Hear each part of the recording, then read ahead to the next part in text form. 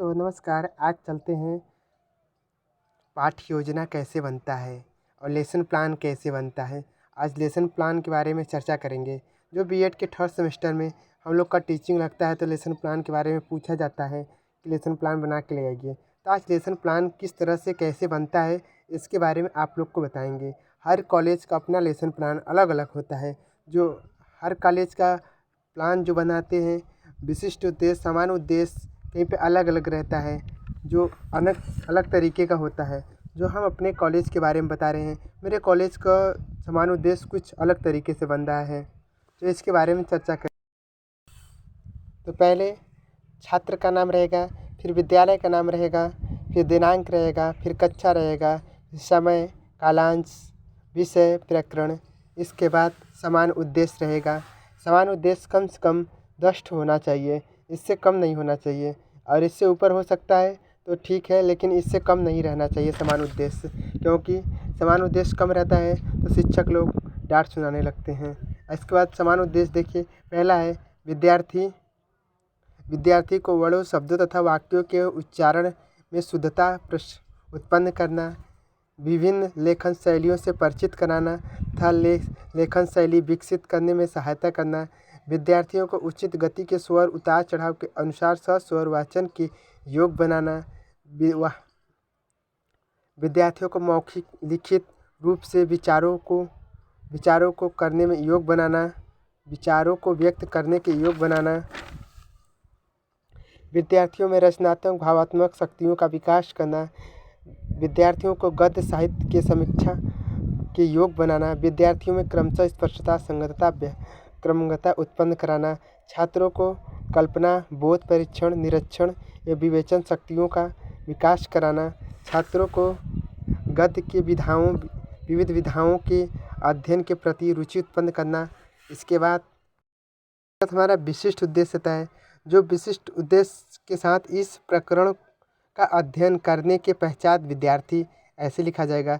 फिर साहसी व्यक्ति के अंदर गुप्त नहीं रहेगा, साहसी व्यक्ति के अंदर जानकारी प्राप्त कर सकेंगे, गुप्त को काट दिया गया है। फिर इस लेखन के इस कहानी के लेखक का नाम बता सकेंगे, छात्र इस कहानी के सार को समझ सकेंगे। इसके बाद पूर्व ज्ञान आता है। पूर्व ज्ञान में बच्चे साहस और वीर पुरुष के बारे में समझ सकते हैं। सहायक सामग्री, वीर पुरुष का फोटो दिखा सकते हैं, चौक डस्टर आदि जो हमारा सहायक सामग्री होता है उसको दिखा सकते हैं। फिर प्रश्नावना प्रश्न आता है। प्रश्नावना प्रश्न 3 कॉलम बनता है, क्रम संख्या, सहायक अध्यापक क्रिया, छात्र क्रिया, ऐसे लगा रहता है। फिर इसमें जो कम से कम 3 से और 4 क्वेश्चन 5 क्वेश्चन के बीच में कर सकते हैं। तुम्हारे देश का क्या नाम था? भारत के देश किन विदेशी ताकतों के अधीन था? मुगलों और अंग्रेज़ों के अधीन था। अंग्रेज़ों ने भारत को मुक्त करने वाले कुछ महापुरुषों के नाम बताओ। तो भगत सिंह, सुभाष चंद्र बोस, चंद्रशेखर आज़ाद आदि जो थे उनका नाम बता देंगे। श्री सुभाष चंद्र बोस, सरदार भगत सिंह आदि कैसे वीर व्यक्ति थे? तो साहसी थे। साहसी व्यक्ति के कितने प्रकार होते हैं? तो समस्यात्मक प्रश्न हमारा आ जाता है कि समस्यात्मक प्रश्न आ जाता है जिससे विद्यार्थी समझ नहीं पाते हैं। अब यहाँ से चलता है हमारा। तो इसके बाद उद्देश्य कथन आता है। उद्देश्य कथन में बच्चे आज हम लोग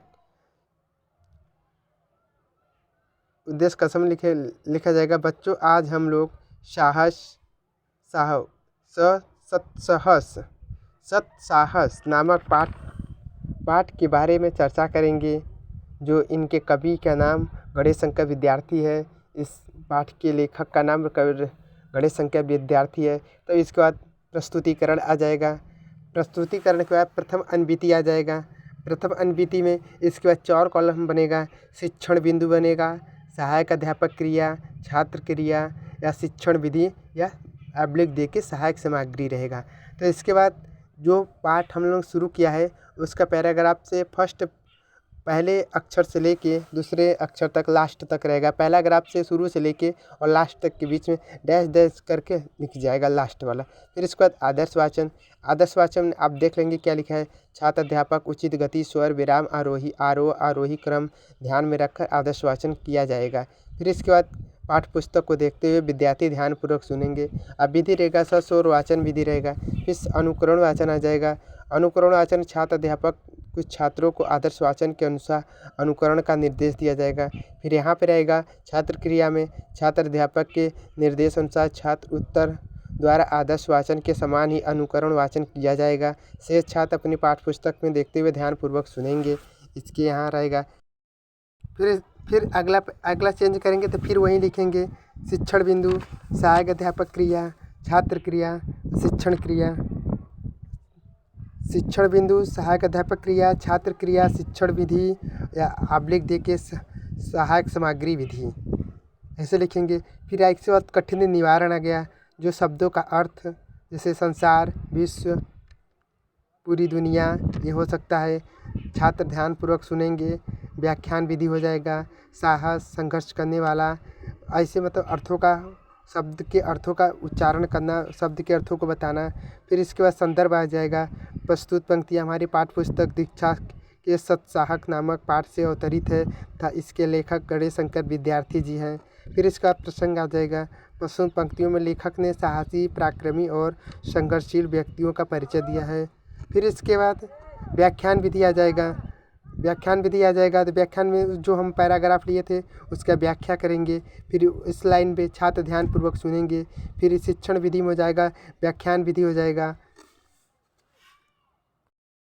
फिर वही क्रिया रहेगा, शिक्षण बिंदु रहेगा, फिर व्याख्या रहेगा, शिक्षण बिंदु रहेगा, फिर छात्र अध्यापक क्रिया, छात्र क्रिया और शिक्षण विधि आप लिख देंगे, सहायक सामग्री रहेगा।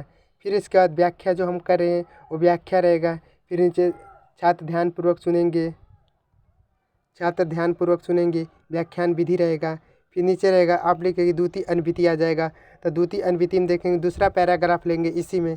फिर इसमें नीचे एक क्वेश्चन लिखेंगे कि वीर पुरुष के नाम बताओ, कुछ वीर पुरुष के नाम बताओ। तो क्वेश्चन करेंगे लास्ट में विद्यार्थियों। तो क्वेश्चन करने के पश्चात फिर उसके बाद द्वितीय अनविति आ जाएगा। द्वितीय अनविति हम दूसरा जो जिस पैराग्राफ से लिए हैं उसमें द्वितीय अनविति में दूसरा पैराग्राफ लेंगे, क्योंकि एक पाठ लेसन में 2 पैराग्राफ, कम से कम 2 पैराग्राफ रहना चाहिए, इसलिए दूसरा पैराग्राफ ले लेंगे। दूसरे पैराग्राफ में फिर वही रहेगा, फिर जो हमने शुरू से लिया था आदर्श वाचन, अनुकरण वाचन, फिर ए वही रहेगा।